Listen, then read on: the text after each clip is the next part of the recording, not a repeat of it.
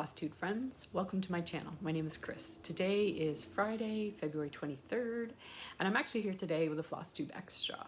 I have noticed that there's been a little bit of an upswing in views on my video that I did last year sharing my floss storage system, specifically my DMC, using the Pip and Chip Floss storage system. So I thought it might be fun to kind of do a sequel to that video and show you how I use that system to kit up my projects and how it works for me. The project that we're going to kit up today is from a magazine.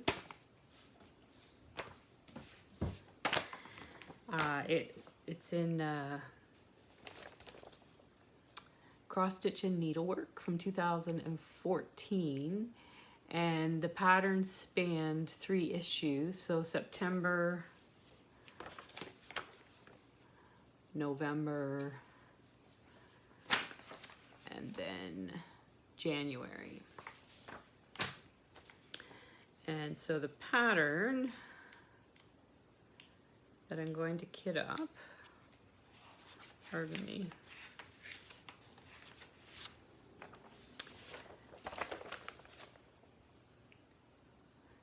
is this Barbara Anna pattern. Classic Christmas charm. So they released 3 parts in each issue. The first issue does have the border around the outside. And then, yeah, you can finish them individually as ornaments or all together like this, like a little 9-patch kind of thing. So this is how I'm going to stitch it, as all in one. And then hopefully fit it in a 12 by 12 frame is my plan. So that's what we're going to kit up today. So I am going to turn the camera around and show you the steps that I take to do that and how my system works for me, just to give you an idea anyway. So yeah, I'll be right back. Okay, I've turned the camera around. Here is my G-long filing cabinet that I store my Pip and Chip bobbins. They're in the top. And then the bottom 5 drawers contain my working bobbins. So I have my floss list here. So these are all the flosses that I'm going to need. So the first thing I do when I'm kitting up a project is I go to my working bobbins to see if I already have a bobbin ready with some floss on it. So let's do that. So I'm going to take this drawer, the first drawer. This is the numbers. Sorry, my angle's really weird for me. 1 to 372, so 321 should be in here if I have it. And if I look, actually, oh, yeah. Sorry, hopefully I'll figure this out. If I look, there's 321 right there, so it's all ready to go. And I'm just going to put it in my little bobbin holder here that I have. Let's move on to the next one. So the next one that we need is 420. Well, that's not going to be in this drawer.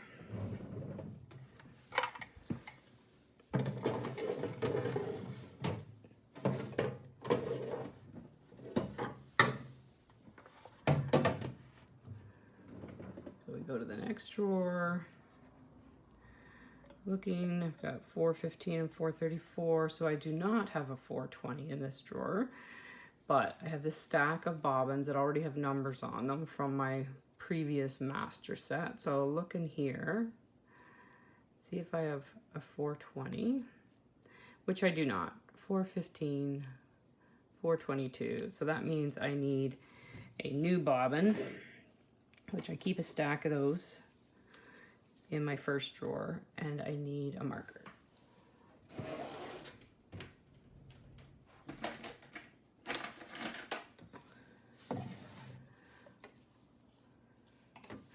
So I just take my Sharpie marker and write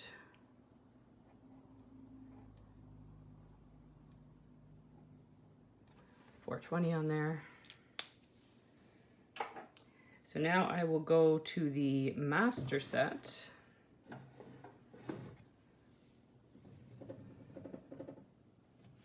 $420 is right here.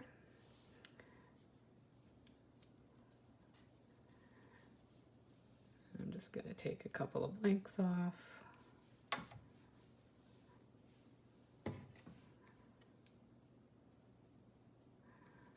And I'm just going to put those on the bobbin.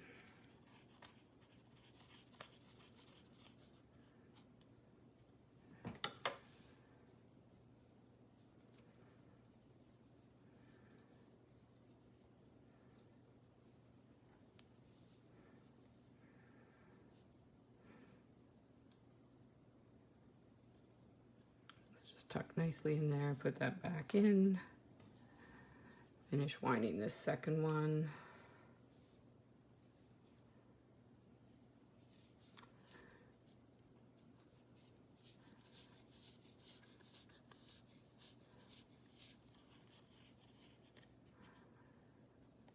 Just tack the ends in like that. This guy goes into the floss organizer. Next number, 422. So I'm looking in here in my working bobbins, and again, I know I don't have a 422 in here, but I do know that I have a 422 in this stack. So I can just grab that. Go back down here to my master set. 422 is right here.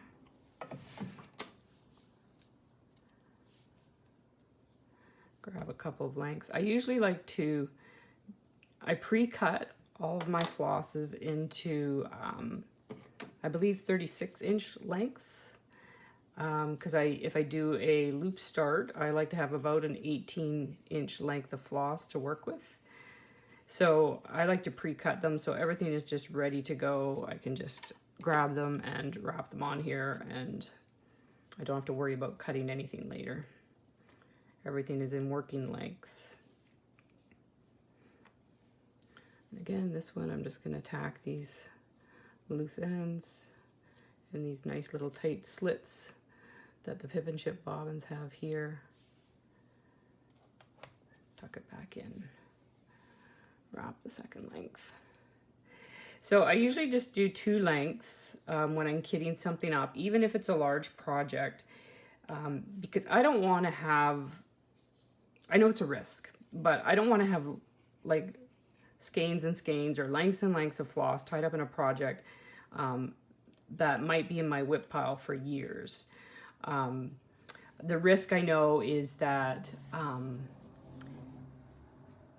if dye lots change, I could run into problems. So far, that hasn't been an issue. I guess if it starts becoming an issue, I might change the way I do things. But for now, this seems to work fairly well for me. 422 goes in there. Next up, 644. I do not have. I've got a 642 and a 646. So I try to keep these rows of my working bobbins in the same configuration. So the first, they follow the same rows so that I don't just put them in automatically in order, because then number one, I have to keep shifting them around, and I just find it makes it easier to find things. I can just look here for reference. I can look in this drawer for reference to see which column I need to be looking in for the colors that I'm looking for. So, and same thing with these spare bobbins. I have, like, these are all the ones that go in this row, and these are all the ones that go in this row. So it just seems a little easier to manage. I apologize, that's Oliver. He is sniffing the stand that my iPad's on. So I apologize for the shaking. So I am looking for 644. So again, we're gonna look in. So there's no 644. It goes from 640 to 648. So then I go back down to my original drawer where I have my brand new bobbins that don't have any numbers on them. Grab my pen.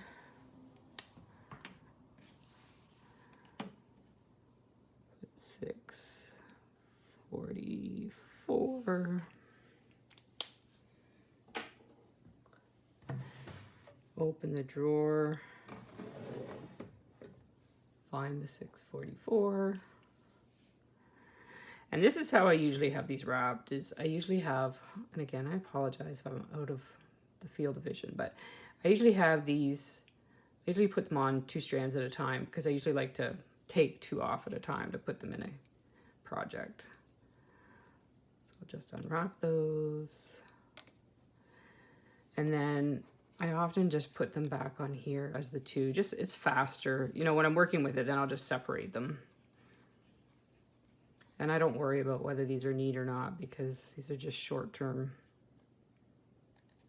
Well, maybe short-term. Depends on how long the project's in my whip pile.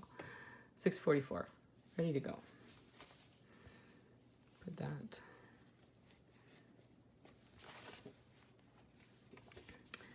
And, oh, I just realized that was 645. Oh my goodness. Well, that was a big mistake, wasn't it? Let's try that again.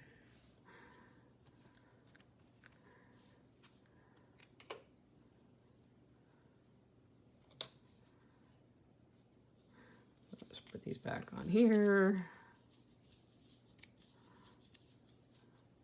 Let's try that again. You guys are probably all screaming at me. 644.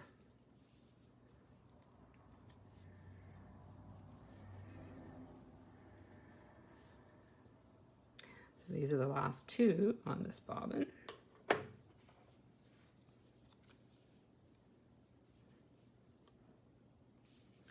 So again, just wrap them on here.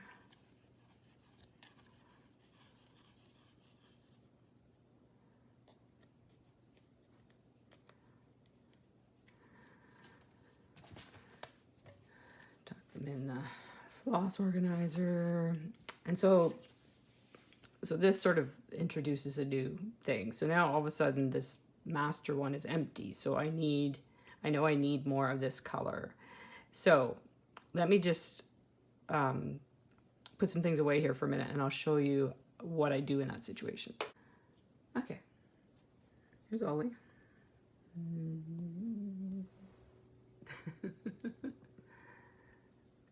This is my box where I keep my backlog, my extra skeins of floss that I've collected or whatever, that I have them waiting. I obviously always keep a lot of black and white in here. This is my list, so this is a color that I need to pick up the next time I'm at Michael's, because it's a color that I need and I don't have. So you can see I keep the colors in little sort of snack size Ziploc bags. And I have a index card with the numbers on it, so I kind of know what's in each one. So I know I need 644. So let's look and see. 600 to 799. And I do sometimes have multiple bags, so I have multiple bags of that grouping. So let's see if I have any 644. I have 642.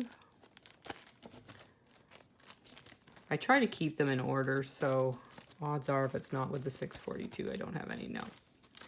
So that means I need to write 642 on my shopping list to get another skein of that. And then I usually end up keeping these guys just in the front of this box until I go and get some more. So before I forget, I'm gonna go and write 644 on here. Okay, let's carry on. So we're up to 644. So now we need 677.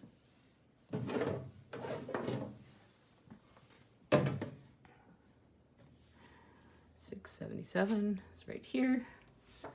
Add that. Next one we need is 801, which is not in this drawer.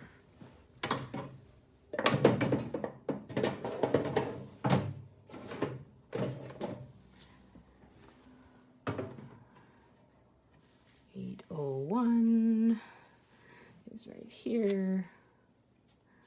801. Add that to my floss organizer. Next up we need 815, which I see right here. 815. 951. So I can see I've got 947, 955, so I don't have 951. So I know there's none in here, so let's see if I have a bobbin available. I do. There's 951.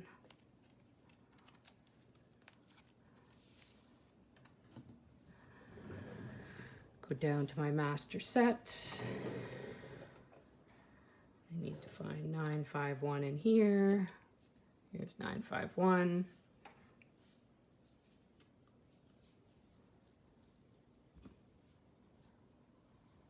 I know this is just for faces, so I'm just going to take the one strand.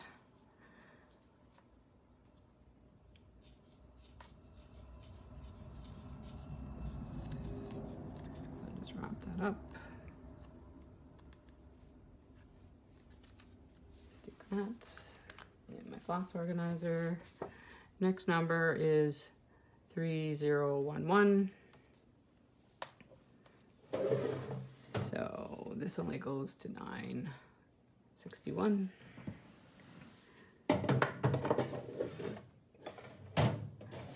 Next drawer. So I need 3011. 3011 would be here. I don't have it here, so let's look in here.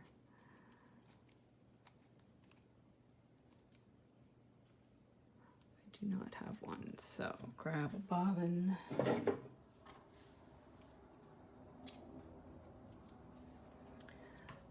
I know I need 3012 as well, so I don't have one of those either, so I might as well grab that while I'm here.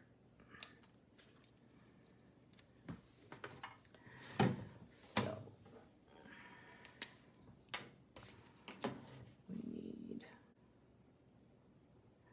we need 3011, 3012. So open the master sets. 3011. Sorry. 3012.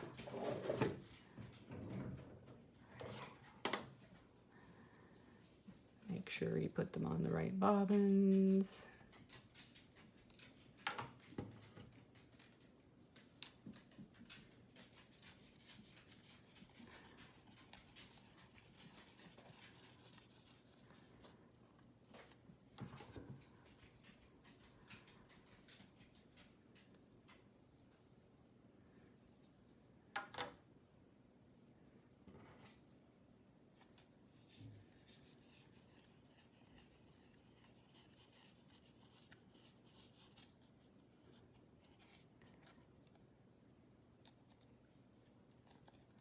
Sorry, this is probably like watching paint dry.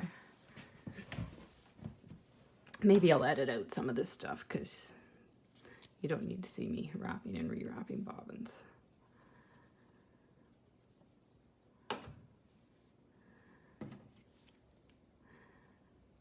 So I'll often just do this if I'm watching something on TV. And again, I usually like to have 2 strands, so.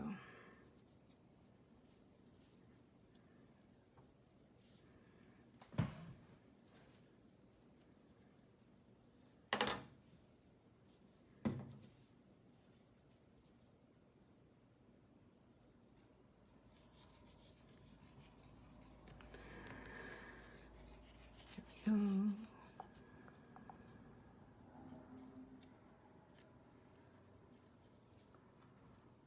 So 3011, 3012. So I'll put these back in my master set.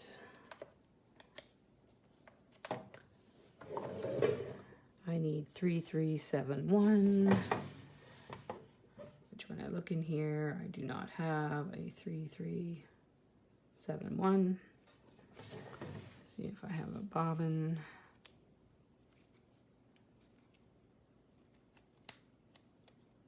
Probably don't. This is a very common color. Oh, I do. 3371. Grab my 3371 out of my master set. Grab the 2 lengths.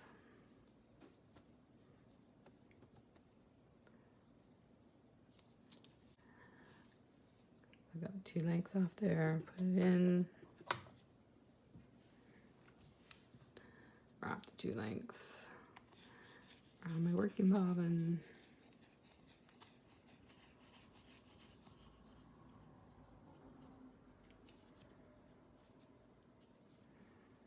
That can go in there. And then we need 3865.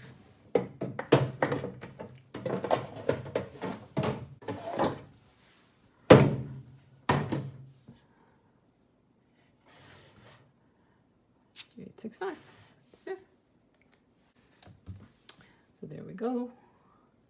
There's all the colors ready to go. So let me turn the camera back around and we'll finish up. Okay, so there we have pulled all of our flosses that we need for our project. I put them all in this little floss organizer that I like to use so I can keep track of everything and see everything, and I keep them numerically so it's easy to find what I'm looking for. I picked a fabric that I want to use. I think it should look good with these flosses. I'll have to see how the 3865 works on this. It's a little bit less white, so if it's not standing out enough, I can certainly go to B5200.